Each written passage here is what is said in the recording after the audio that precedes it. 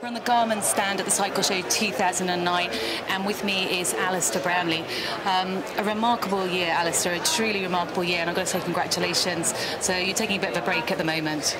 Yeah, thank you very much. Yeah, since Australia really I haven't done a lot. I went to France to do one more race just to kind of help my team out, and yeah, just been enjoying doing some other stuff and start to get back into it now. Obviously you're on the Garmin stand, one of your sponsors. How important is the Garmin for you in your training, and what's the most important information that Garmin gives you when you are training? Yeah, I mean, it's really important to kind of just know what you're doing. It helps kind of quantify things a bit. I really use the cycle Garmin stuff more than anything. The Edge 705, it's got quite good mapping, and yeah, I really like... Is that in case you get lost? Well, I never get lost, ever. But yeah, maybe. And yeah, I quite like looking at the altitude profile as well. I play a game with my brother to see how many metres we climb on a hill, and yeah, so that's it tells you that. That's your best feature on the Garmin, then, is it? I won't say the best feature, but you know, something to entertain you while you're on a ride. Yeah. So it has been really amazing year. You've wrapped up for the year. You're having a bit of a break at the moment. Just tell us a little bit about that last race where you sealed the title. That perhaps was a little unexpected at the beginning of the year, but as the year went on and you won each race, I think you were a big favourite going into that race. But just tell us a little bit how it felt. Yeah, I went into the race knowing I had to come top 5 to win overall, and the overall thing was very much the focus. And yeah, so you know, I raced with that in mind, but of course I wanted to win the race, and there's a lot of people who went there as that was a single race, and you know, they tried to peak for that race, and I've been racing hard all year, so. But yeah, you know, I went and I didn't really go to plan the way that I like to race, kind of a hard swim and a hard bike, and I said, right, you know, I'm going to have to really run here, and you know, after 5k it was just like any other race, just me and Gomez battling it out, and yeah, it felt great, and it was unexpected. I didn't think I was going to race that well, and I think it was probably the best race of the year. You made the run look easy. I mean, I know you said it was the toughest race in your life, but actually you looked like you kept pushing the pace. So was it you doing more of the pushing, or was it both you and Gomez? It was really even, I think. He would really attack he really attacks you, but I made sure as soon as the attack came to an end, I went straight back past him just to try and keep that mental edge kind of thing. And yeah, I think both of us were pushing it all the way around, you know, probably from the first 2k. We probably knew that it was me and him, you know, I was racing him and he was racing me, so... Was there any doubt in your mind that you weren't going to win that race? Oh, absolutely. I didn't think I'd won it till the last lap, and then he put one big attack in, and he looked behind, and I looked at him and thought, right, I think that's all he's got now, and I hoped it was, to be honest. And then with that last, 500 metres to go, I just gave it and everything, and if he'd kept up with me, that would have been it, I would have lost.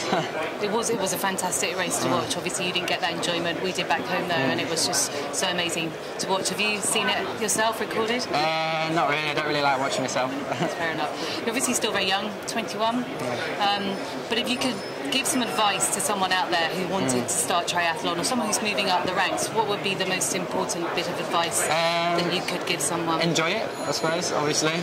You know, you've got to enjoy it. You can't get up every morning and train if you don't enjoy it, so that's got to be a big thing. And yeah, you know, just kind of keep it in context as well.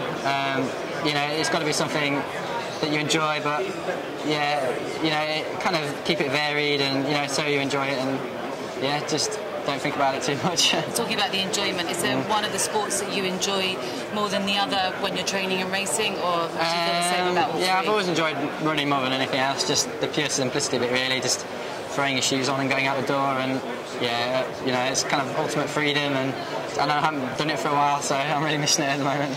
Yeah, you obviously decided in your downtime that you would, like, you know, just chill out, so you went off and did a fell race last weekend and had a little bit of an accident. Yeah, I hate doing nothing, so I've got to do something, and it's quite nice, you know, it's quite nice to just do things I don't do otherwise, and yeah, that's kind of a change as good as a rest, so yeah, it's nice. And yeah, I had a bit of a route choosing problem and fell and cut my arm, but it's alright now, I think. Okay, that's good stuff. It's not going to hinder your season next year? Not at all, no. My stitches are out on the weekend, and I'll be alright to train here. 2012 is a long way off yet, but we kind of know that time travels very quickly, and really it's just going to be 2 years away next year when we start next year's season. So how are you preparing for that?